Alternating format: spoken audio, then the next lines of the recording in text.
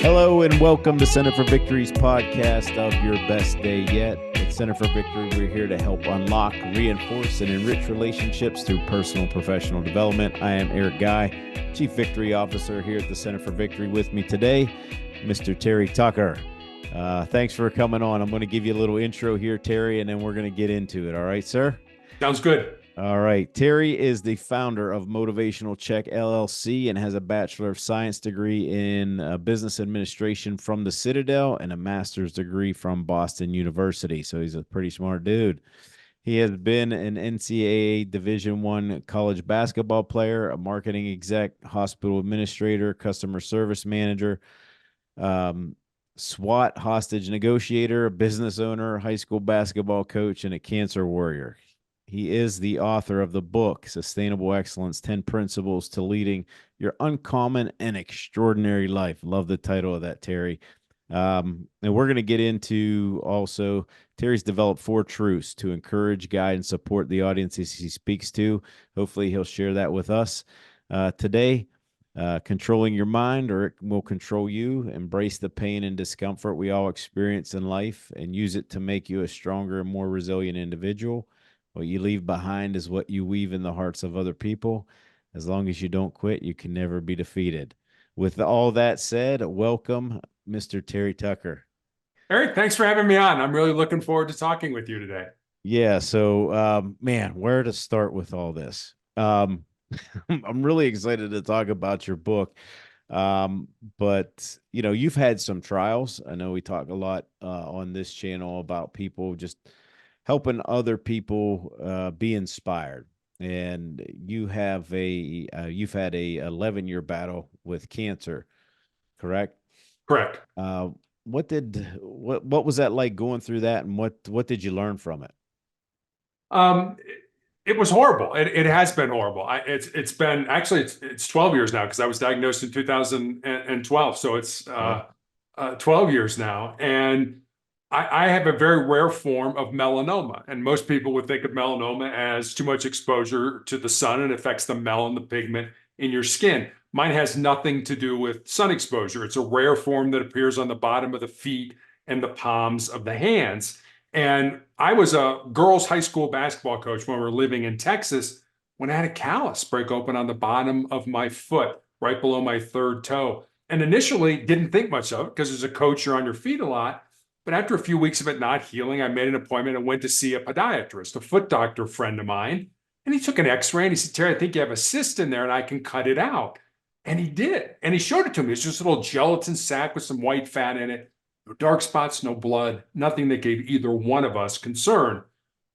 But fortunately, or unfortunately, he sent it off to pathology to have it looked at. And then 2 weeks later, I get this call from him. And as I mentioned, he's a friend of mine. And the more difficulty he's having explaining to me what was going on, the more frightened I am becoming. Yeah. Until finally he just laid it out for me. He said, "Terry, I've been a doctor for 25 years. I have never seen the form of cancer that you have. And because your cancer is so rare," he recommended I go to MD Anderson Cancer Center in Houston and be treated. And when I was initially diagnosed, I was given a death sentence. They said, "You'll be dead in 2 years." And I thought, well, maybe I could take a death sentence and turn it into a life sentence. And that's really what I've been trying to do over these last 12 years. I had my foot amputated in 2018, had my leg amputated in 2020. I still have tumors in my lungs, which I'm being treated for. But I've learned a lot of things, and I'll give you 2 quick things. Number one, I don't think you know yourself until you've been tested by some form of adversity in your life. And secondly, and this is probably going to sound kind of crazy, I think cancer has made me a better human being. Oh, wow. Can you extrapolate on that? I mean, how do you think that has made you better? Yeah, I mean, my entire life, I've been a physical person. I played college basketball. I was a police officer. I was on the SWAT team. I've done a lot of physical things. And I think when you find, when you can't do what you're good at, you do what's important. And I think that's where I am in my life. I'm doing what's important. When I graduated from college, my father and my grandmother were both dying of different forms of cancer. My grandmother was living with us at the time. And my dad had end stage breast cancer back in the 1980s. And back then, they really did not know how to treat a man with breast cancer. And so they pretty much told him to go home and die. And he lived another 3.5 years. And I believe he did because he had a purpose. He had something to do with his life other than sit around and think how horrible his situation was. He was in real estate. He actually worked up till 2 weeks before he died. And I Wow. sort of tucked that in the back of my mind and said, well, when it's my turn in the barrel, I need to have that purpose. And so I'm a little limited on what I can do with still being treated for cancer and being in a wheelchair and an amputee. But what can I do? I can write a book. I can write articles. I can be guests on podcasts and say, hey, I've learned some stuff. I don't have it all figured out, but I've learned some stuff that maybe I could offer to audiences that maybe will make a difference in their life. So you're really finding purpose in what you're doing now. What if you were to define that? Like a lot of people say, hey, what is your purpose? How would you define yours right now, Terry? I guess let me go back for a minute. And we tend to think of purpose and we talk about it in the singular, like it's one thing, like we're all supposed to do one thing. And I think we're all here for a reason, don't get me wrong. But I found in my life, at least, I've had purposes, plural, that when I was young, I felt my purpose was to be an athlete. I ate, drank, and slept basketball. And then when I got into adulthood, I really felt my purpose was to be in law enforcement. And now, as I'm, in all honesty, probably coming towards the end of my life, I think my purpose has changed again to put more goodness, positivity, motivation, love back into the world with whatever time I have left. So, I mean, we all would like it if our purpose could align with our job or our occupation. That'd be great, but it doesn't have to. I mean, your job could be over here. It's what you do to pay the bills, but your purpose is over here and it's to write or to paint or to be an activist or to be a podcast, whatever it ends up being. And whenever I speak to groups, especially young people, I always tell them, if there's something in your heart, something in your soul that you believe you're supposed to do, but it scares you, go ahead and do it. Because at the end of your life, the things you're going to regret are not going to be those things you did. They're going to be those things you didn't do. And by then it's going to be too late to go back and do them. Yeah, that's great advice. Um, I can't wait any longer, Terry. I got to jump into the book. I mean, I like these four truths I've just been reading here. So the book, Sustainable Excellence. I love the title of that. Sustainable Excellence, right? Love Right. it. 10 principles to leading your uncommon and extraordinary life. Um, how do you want to dive into this? I really want to kind of dive into the truths. If we could start there. So those four truths, and hopefully I got them right. The You first did. one, You did it. control your mind or it will control you. Why should that be a truth? When I've got these four truths, and people have asked me, is there one that's more important than the other? And initially, I was like, no, they're all equally important.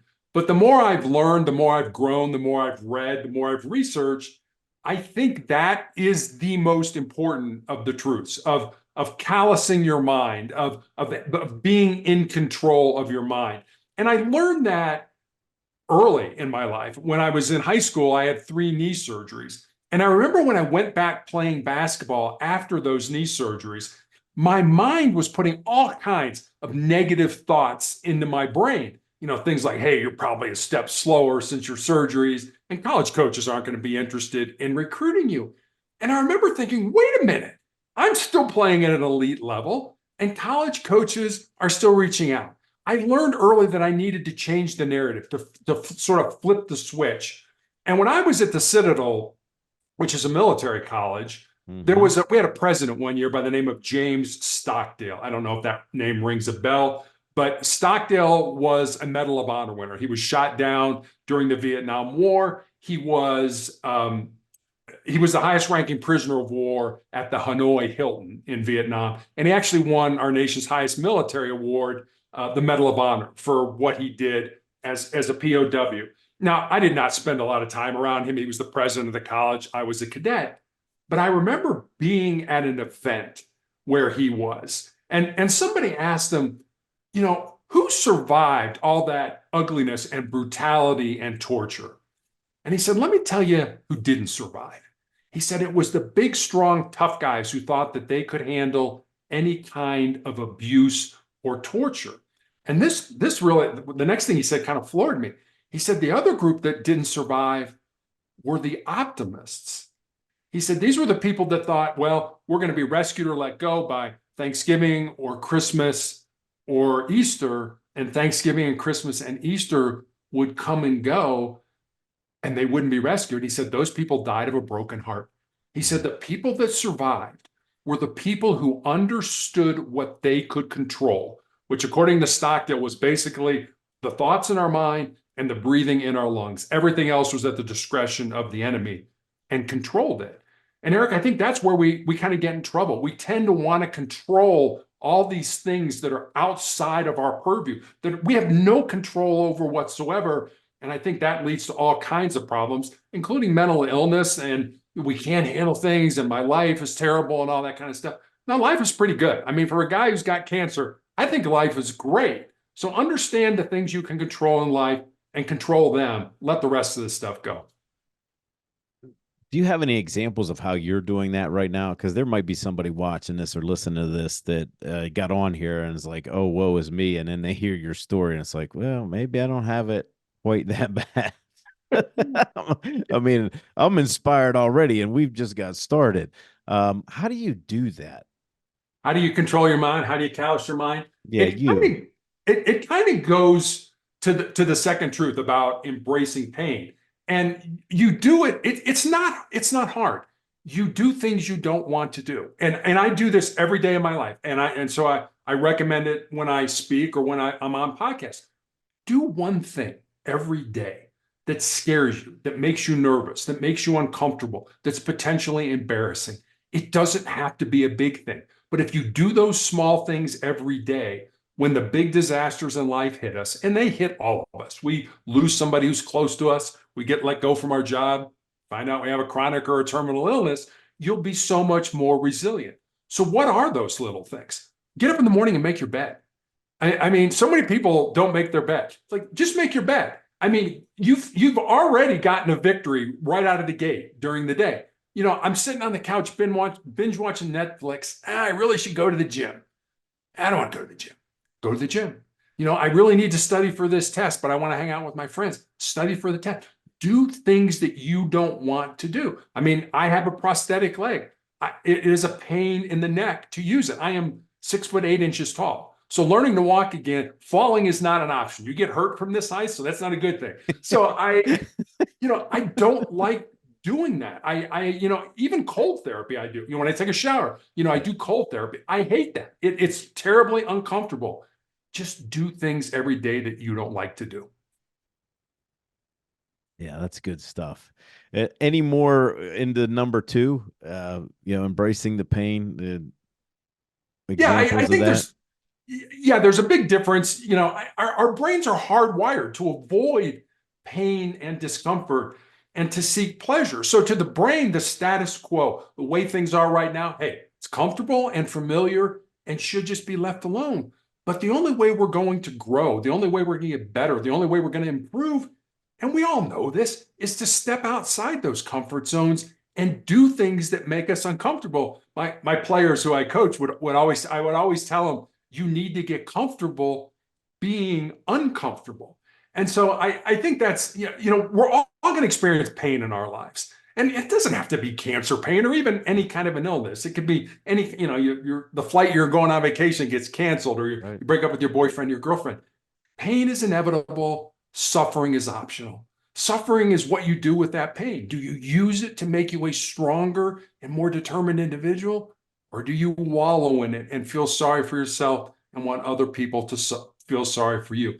It absolutely positively is a choice on how you handle pain. We don't like it, our brains don't want it, but if you can take it and use it and make you stronger, it will absolutely make you a more resilient individual. Absolutely. And there's a lot of science out there that says your brain grows when you do those kind of things too, which is Exactly. very cool. which I think I've experienced. I didn't get measured way back then, but and probably won't ever again. But it's fascinating when we push into that. Um, so I'm interested in the third one here, Terry. What you leave behind is what you weave into the hearts of other people. What do you mean by that?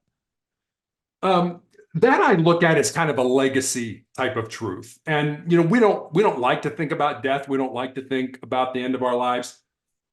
Most of us know, and Eric, you know who Mr. Rogers is. Yep. Fred Rogers from From the he. hometown, right Yeah, here in there you Pittsburgh. go. Yep. Exactly. I mean, he educated so many people on public television, so many children, including me Yeah. growing up. When Fred Rogers died in 2003, his family was going through his effects and they found his wallet.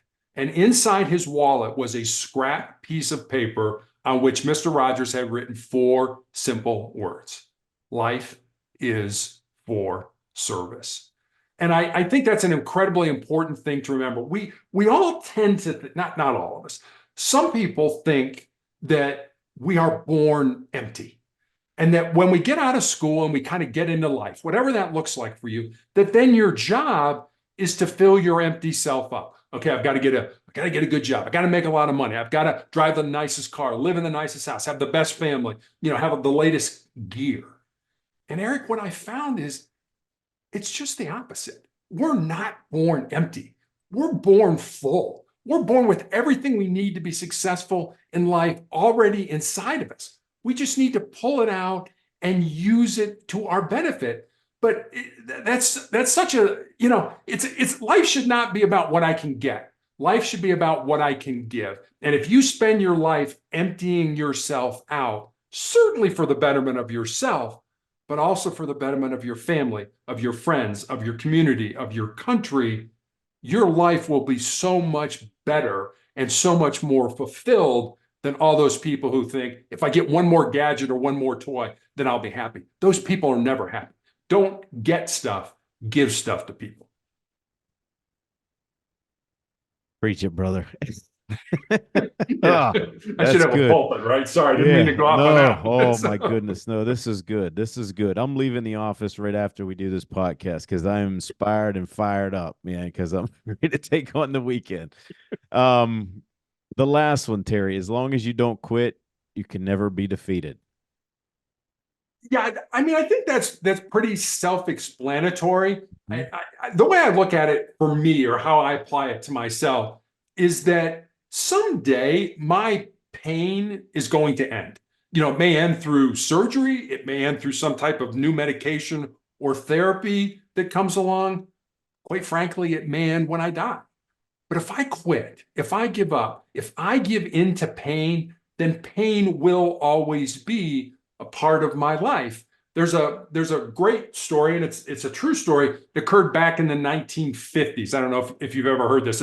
It's the rat story. There was a professor at Johns Hopkins University back in the 1950s who did an experiment with rats. Very simple experiment. Put them in a tank of water that was over their head. Wanted to see how long the average rat could tread water. Average rat treaded water for about 15 minutes. Right as those rats were ready to sink and drown, he reached in, grabbed them, pulled them out, dried them off, and let them rest for a while. And then he took the exact same rats and put them back in that exact same tank of water. And the second time around, on average, those rats treaded water for 60 hours. Now think about that. I mean, the first time, it's not like your business is going to fail or you're going to flunk a test. Those rats were going to drown. They were going to Yeah. die. The second time around, 60 hours, which taught me two things. Number one, the importance of hope in our Yeah. lives. That if we know we're doing the right thing, maybe not today, maybe not this month, maybe not even this year, but if you know you're on the right path, doing the right thing, there's a very good chance you will eventually get to that pot of gold at the end of the rainbow. And the second thing it taught me was just how much more our physical bodies can handle than we ever thought they could. We give up, we quit, we give in long before our physical bodies do. And I'll come back full circle. And that's because we can't control our minds. We can't callous our minds. Our minds tell us we're in pain. This is uncomfortable. Knock it off. I don't like that. But if you can push through that pain, you're going to be a whole lot better. And that's what I mean by that truth. Yeah. And again, your book. I mean, I love the title, Sustainable Excellence. What does that mean to you? Because that just, I love saying it. I said it a couple times before I got on the podcast here. That for some reason that speaks to me. But what does that mean to you? And what do you want it to mean to other people? Yeah, I sort of get that. It's like, okay, sustainable excellence. Let's talk about the title. What does excellence mean? And my response is, I don't know. They're like, what do you mean you don't know? You wrote the book. How could you possibly not know what it means? And the reason I say I don't know is, Eric, you and I might look at a movie, a sports team, a piece of art. We might know a great doctor, and you might say, man, that person is excellent. And I might say, yeah, I think they're good, or that movie's good, or that team's good, but I don't think they're excellent. I think excellence, like beauty, is in the eye of the beholder. You have to determine for yourself what you feel excellence is. Now, once you've done that, how do you sustain it? And I think so many people, you look at sports teams, you look at teams that repeat, that go back to back, which is very rare. And why is that? Because I think what happens is people, they work incredibly hard to get to the top of the mountain. And then once they get there, what do most people do? They kind of kick back in their chair, put their feet up on the desk, pour themselves a drink, and be like, man, I've arrived. And then 6 months later or a year later, boom, somebody passes them up. They're like, whoa, what happened? What happened is other people studied how you did what Hmm. you did, how you got to that top of the mountain, and they figured out a better way to do it. So to sustain excellence, you constantly have to innovate. You constantly have to find different customers to serve, different services to offer. You constantly have to be getting better. If you plateau, you'll never sustain excellence. You constantly have to be improving. Yeah. I love it. Do you have the book close by there, or I do. can we get a little glimpse at the cover there so everybody knows what it looks like? Take all my papers out. Oh, I love it. Yeah, that's good stuff, Terry. Thank you. I'm assuming they can get it on Amazon. Yeah, anywhere you can get a book online, Amazon, BarnesandNoble.com, Apple iBooks, anywhere you can Okay. get a book online. All right. I think that would be definitely for a lot of people that watch this channel and listen to this. I think that would be a good read. If even if it delivers half of what you're saying right now in our conversation, it's going to be excellent. So, um, is somebody asked me this earlier this week, Terry? So I'm going to ask you, what was the reasoning for you to write the book? Yeah, I never wanted to write the book, to be honest with you. There's an old joke that says when we talk to God, it's called prayer. When God talks to us, it's called schizophrenia. So God never told me to write a book. But I think what God did is put people in my life that kept making the same suggestion over and over. You should write a book. You should write a book.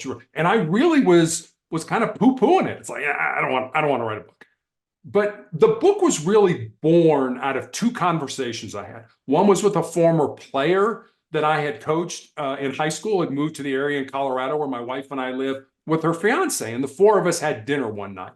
And I remember saying to her after dinner that I was excited that she was living close and I could watch her find and live her purpose. And Eric, she got real quiet for a while. And then she looked at me and she was like, well, coach, what do you think my purpose is? I said, I have absolutely no idea what your purpose is, but that's what your life should be about. Finding the reason you were put on the face of this earth. And there is a reason, using your unique gifts and talents and living that reason. So that was one conversation. And then I had a young man reach out to me on social media from college. And he said, what do you think are the most important things I need to learn, not to just be successful in my job or in business, but to be successful in life? And I didn't want to give him the get up early, work hard, help out. I didn't want to give him sort of the cliches that we all know that are true, that are absolutely true.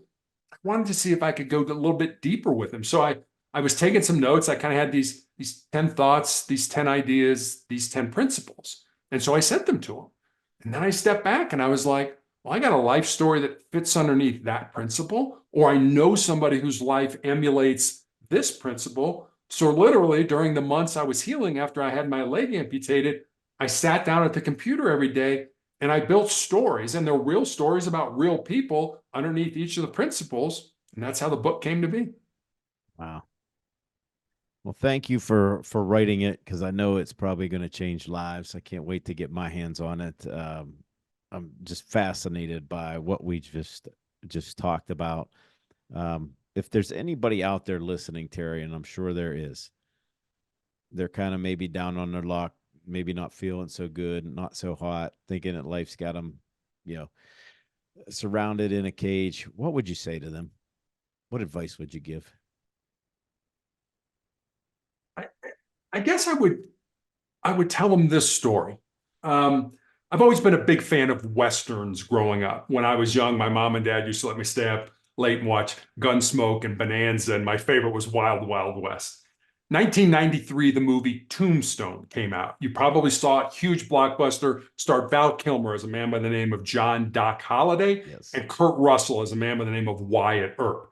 Now, for your audience who doesn't know this, Wyatt Earp and Doc Holliday were two living, breathing human beings who walked on the face of the earth. They're not made up characters for the movie. And Doc was called Doc because he was a dentist by trade, but pretty much Doc Holliday was a gunslinger and a card shark. And Wyatt Earp had been some form of a lawman his entire life. And these two men from entirely opposite backgrounds somehow come together and form this very close friendship. And at the end of the movie, Doc Holliday is dying at a sanitarium in Glenwood Springs, Colorado, which is about 3 hours from where I live. The real Doc Holliday died at that sanitarium. He's buried in the Glenwood Springs Cemetery. And Wyatt at this point is destitute. He has no money, he has no job, he has no prospects for a job. So every day comes to play cards, and the two men pass the time that way. And then in this almost last scene in the movie, they're talking about what they want out of life.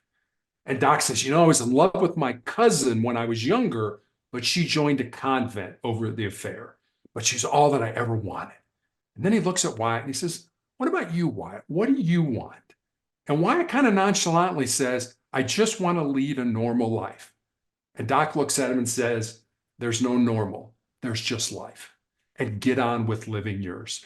I guess what I'd like to leave your audience with is Eric, you and I, there's probably people out there listening to us that, well, when this happens, I'll have a normal life. Or when that occurs, I'll have a successful life. Or when this transpires, I'll have a significant life. What I'd leave your audience with is this: don't wait. Don't wait for life to come to you. Get out there, find the reason you were put on the face of this earth, use your unique gifts and talents, and live that reason. Because if you do, I promise you two things. Number one, you'll be a whole lot happier. And number two, you'll have a whole lot more peace in your heart.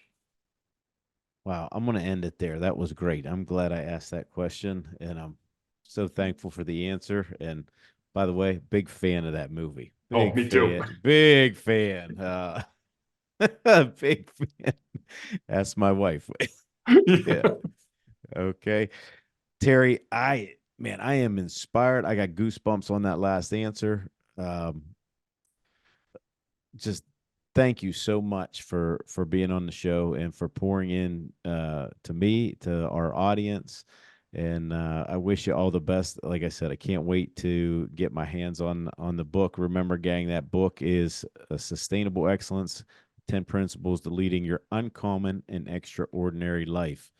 And this has been Terry Tucker. Terry, how do folks get a hold of you? Yeah, I have a blog slash website called Motivational Check. You can leave me a message there. It's motivationalcheck.com. Okay. Well, thanks for being a guest, Terry. Hopefully, I know you have a lot more of advice to give. So hopefully one of these days we can get you back on here, sir. Well, thank you, Eric. Thanks for having me on. Yeah, that's all for today, folks. Really appreciate you watching and listening. Man, if you didn't get something out of today, you were not paying attention. I am fired up and ready to go take on the world with this. Thank you, Terry. If you want more information, you can visit us at centerforvictory.com. And just remember, wherever you're at, whatever you're doing, make this your best day yet. We'll see you soon.